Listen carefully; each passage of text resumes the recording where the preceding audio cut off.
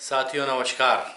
दुनिया का दर्द अगर खरीदने निकलोगे तो दामन छोटा पड़ जाएगा, इस बात को हमेशा याद रखना। मैं अपने शुरुआती दिनों में जब वकालत कर रहा था उस समय एक वकील साहब का मैं जूनियर हुआ करता था और उन वकील साहब के यहाँ पर एक बहुत ही ज़्यादा कमज़ोर आय वर्ग की महिला, जिसके पास कोई कमाई का साधन नहीं था, जो पूरी तरह से निर्धन थी, बहुत गरीब थी, और वो उनके पास आई। उसने साड़ी का एक टुकड़े का जो सिरा था, उस साड़ी का एक सिरा उसने कमर में लगाया हुआ था और ऐसे करके बस साड़ी लपेटे हुए थी। उसका पूरा पेटीकोट दिखाई दे रहा था। मतलब कहने का ये है कि तन ढकने का पूरा कपड़ा भी उसके पास नहीं था। बहुत गरीब थी, बुजुर्ग थी वो महिला। मैंने जब उसको देखा तो मेरे आंसू निकल आए। मैं अपने सीनियर के साथ जब वहाँ पहुँचा, तहसील में उसका कोई केस लगा हुआ था और वहाँ पर उस महिला की तारीख पेशी अकारणी बढ़ गई। वो किसी गांव से आती थी, 10 रुपए किराया देती थी आने का, 10 रुपए जाने का, 20 रुपए। जिसको पहनने को कपड़े ना हो उसको 20 रुपए कितनी बड़ी बात है। मुझे अच्छा नहीं लगा। मैं घर पर आया और मैंने अपनी माँ से बोला कि अब मैं कल से वकालत करने नहीं जाऊंगा।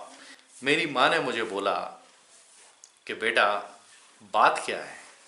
मैंने बोला आपके पास जो भी ऐसी साड़ियाँ हों जो आप नहीं पहनते हो, वो आप साड़ी मुझे दे दो। उन्होंने कहा क्यों, क्या हुआ। मैंने कहा मुझे किसी को दान करना है। जो साड़ी आप नहीं पहनते, आपको पसंद नहीं है, वो साड़ी आप मुझे दे दो। मेरी माताजी ने मुझसे कोई सवाल नहीं किया। वो समझ गई कि आज ये कहीं से दुखी आया है। उन्होंने मुझे 2 साड़ियाँ निकाल करके दे दी और मुझसे पूछा कि अब बता क्या बात है। मैंने कहा, उनको सारी बात मैंने बताई। मैंने कहा मुझे ऐसा लग रहा है जब वो अम्मा, जो बुज़ुर्ग महिला आई थी, वो मुझे कहीं ना कहीं ऐसा लग रहा था कि अगर इसकी जगह मेरी माँ होती तो मुझसे तो नहीं देखा जाता, इसलिए मुझे उसके लिए साड़ियाँ चाहिए। मेरी माँ ने मुझे वो साड़ियाँ दे दी और बोले बेटा ये तू दे के आना। मैंने उस महिला की वो तारीख नोट करके रखी थी। तारीख पर वो महिला आई और आने के बाद मैंने उसको दोनों साड़ियाँ दे दी।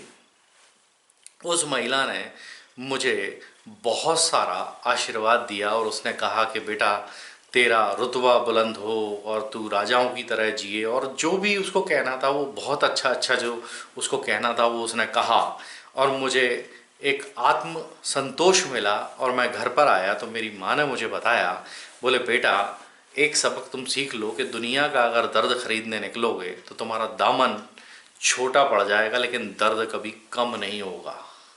अब मैं आपको समझाना चाहता हूँ, यहाँ पर जो मुद्दे की बात है वो ये है कि अगर हम इस तरह से दुनिया को देखेंगे कि ये ऐसे परेशान है, वो वैसे परेशान है, मुझे इसकी मदद करना चाहिए, मुझे उसकी मदद, तो हम अगर मदद करने के लिए लोगों को ढूंढेंगे तो हमें इतने सारे लोग मिल जाएंगे मदद मांगने वाले कि एक दिन उनकी मदद करते करते आप इस हालत में पहुंच जाएंगे कि आपको दूसरों की मदद की आवश्यकता पड़ जाएगी। निर्धन व्यक्ति का पैदा होना गुनाह नहीं है, लेकिन निर्धन मरना गुनाह है।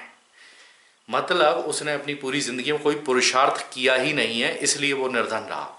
तो दोस्तों मैं ये नहीं कहता हूँ कि किसी की मदद मत कीजिए, लेकिन मैं ये भी नहीं कहता हूँ कि आप मदद में इतने लीन हो जाएं कि आपके अपने कपड़े तक उतर जाएं। तो मदद कीजिए। कैसे करना है वो मैं समझाता हूँ आपको।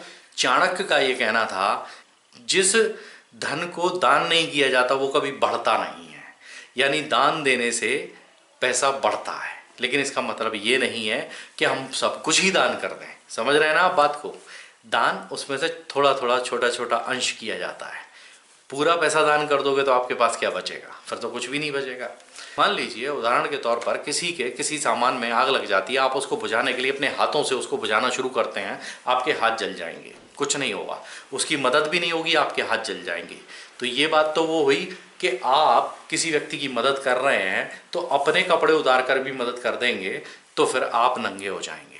अब आपके पास एक संसाधन है, पानी है, एक बाल्टी पानी डालने से आपका कुछ नहीं बिगड़ेगा। आपने उठाया, एक बाल्टी पानी डाल दिया और वो आग बुझ गई। मतलब आपने सटीक काम कर दिया, या एक बाल्टी रेत आपके पास थी, आपने वो रेत डाल दी, उस रेत से भी आपका कुछ नहीं बिगड़ रहा और सामने वाले की मदद भी हो गई। यानी मदद ऐसी करो कि जिसको करने में आपका कुछ ना बिगड़े। दूसरी बात यह है कि मदद उस दायरे तक, उस हद तक करो कि आपको दूसरों की मदद की आवश्यकता ना पड़ जाए। हाथ फैलाने वाले, झोली फैलाने वाले बहुत हैं दुनिया में। करुणा होना ज़रूरी है, दया होना ज़रूरी है, दान करना ज़रूरी है, लेकिन उसकी एक मात्रा होती है, उसकी एक हैसियत होती है। हर व्यक्ति अपनी हैसियत के हिसाब से काम करे तो बेहतर होगा।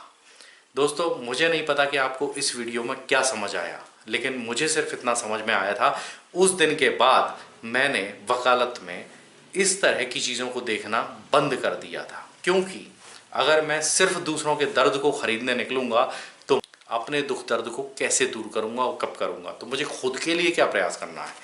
हमेशा कोई भी काम होता है, पहले आप स्वयं सक्षम बनते हैं, उसके बाद दूसरे को सक्षम बनाने की कोशिश करें, समझ में आता है।